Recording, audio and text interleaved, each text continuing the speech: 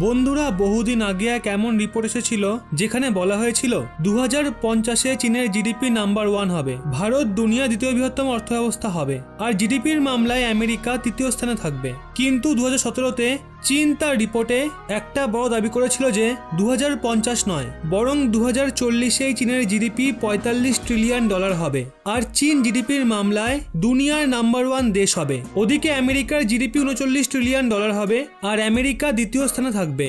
কিন্তু ভারতের জিডিপি 2040-এ মাত্র $16 ট্রিলিয়ন হবে, আর ভারত জিডিপির মামলায় তৃতীয় স্থানে থাকবে। অর্থাৎ চীন 2040-এর মধ্যে $45 ট্রিলিয়ন জিডিপির স্বপ্ন দেখেছে, কিন্তু ভারত ও আমেরিকা মিলে চীনের ওই $45 ট্রিলিয়ন স্বপ্নে বড় হামলা করেছে। আসলে চীনা কোম্পানিগুলোকে ব্যান করা তো এখন ভারত ও আমেরিকার কাছে ছোট বিষয় হয়ে গেছে, কারণ ভারত আমেরিকা মিলে গোটা দুনিয়া জুড়ে চীনের বিরুদ্ধে যে মহল বানিয়েছে, এখন চীন সেই মহলকে নিজের জন্য সবচেয়ে বেশি ক্ষতিকর বলে মনে করছে।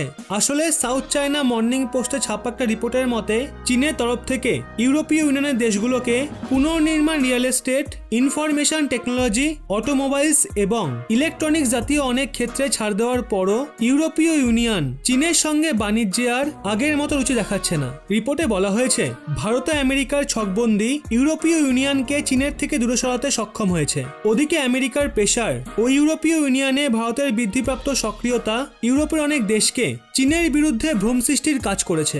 রিপোর্টে বলা হয়েছে যদি 2021-এও চীনা কোম্পানিগুলোকে ব্যান করা ও চীনা কোম্পানিগুলোকে বিশ্ববাজার থেকে বের করার ট্রেন্ড চলতে থাকে, তবে চীনের অনেক দিগ্গজ কোম্পানির সামনে আর্থিক সংকট এসে হাজির হবে। চীন নিজের জিডিপির জন্য যে লক্ষ্য নির্ধারণ করেছে সেটা হাসিল করা চীনের জন্য অসম্ভব হয়ে দাঁড়াবে। চীনা মিডিয়া রিপোর্টে ভারত ও আমেরিকার বিদেশ নীতিকে চীনের জন্য সবচেয়ে বড় বিপদ বলে উল্লেখ করা হয়েছে।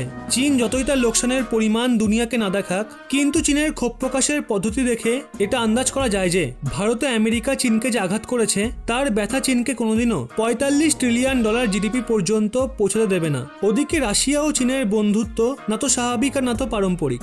এই দুই দেশ ইতিহাসে যুদ্ধও করে ফেলেছে। 1968 সালে দুই দেশের মধ্যে দামেস্কি দ্বীপের জন্য সৈন্য সংঘর্ষও হয়ে গেছে। যদিও সাল 2000-এ 4000 কিলোমিটারের বেশি দামেস্কি দ্বীপের সীমাবিবাদের সমাধান করা হয়ে গেছে, যেটার জন্য 1968 সালে দুই দেশের মধ্যে সৈন্য সংঘর্ষ বেঁধেছিল। আর সমঝোতার পর রাশিয়া ওই দ্বীপ চীনকে দিয়ে দেয়। তখনই এটা ঠিক হয়ে গেছিল যে রাশিয়া ও চীনের সম্পর্ক কাছের হতে চলেছে। আর সাল 2000 থেকেই রাশিয়া ইন্ডিয়া বার্ষিক সম্মেলনের সূচনা হয়। আর দীর্ঘ 20 বছর পর করোনা ভাইরাসের কারণে এই দ্বিপাক্ষিক সম্মেলন না হওয়ায় মোদী সরকার বিপক্ষদের নিশানায় আছে। কিন্তু এখানে বিষয় রাশিয়া আর ইন্ডিয়ার সম্মেলন নয়, বরং রাশিয়া ও চীনের ওই মজবুত বন্ধুত্ব, যেখানে বিকাশ তো আছে কিন্তু বিশ্বাস নেই। একদিকে যেখানে চীন রাশিয়ার সবচেয়ে বড় পার্টনার, তেমনি অন্যদিকে ওই চীনই রাশিয়াকে সবচেয়ে বেশি লোকসান করা দেশ হয়ে গেছে।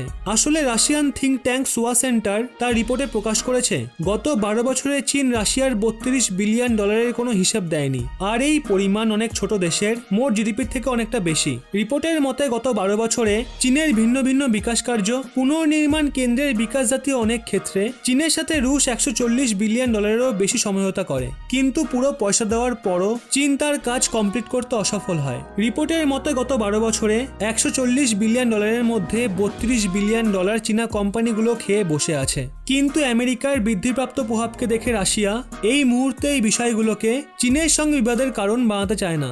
সদ্যই দেখা গেছে ভারত তার বিকাশ পরিযোজনা থেকে যে চীনা কোম্পানিগুলোকে বের করেছে, সেগুলোর মধ্যে কোনোটার কাজ সময়ের তুলনায় অনেক পিছিয়ে ছিল, আবার কোনো কোম্পানিকে যেই পরিমাণে টাকা দেওয়া হয়েছিল তারা সেই পরিমাণে কাজ করেনি। কিন্তু রাশিয়ার মধ্যে চীনা কোম্পানিগুলোর ঘোটলাবাজির লিস্ট অনেক লম্বা হয়ে গেছে, আর কোথাও না কোথাও চীনের এই ঘোটলা দেখে রাশিয়াও সতর্ক হয়ে গেছে। তাহলে বুঝতে পারছেন তো চীন কি জিনিস। এর পরেও কি আপনার মনে হয় চীনা পণ্য কিনে চীনের অর্থব্যবস্থাকে মজবুত করা উচিত? অবশ্যই নিচে কমেন্টে জানান। পারলে ভিডিওটি প্রত্যেককে শেয়ার করুন এবং এরকমই ব্যাক টু ব্যাক আপডেট পেতে রহস্য বাংলা এই চ্যানেলটি সাবস্ক্রাইব করে পাশের বেল আইকনটি অল করে রাখুন।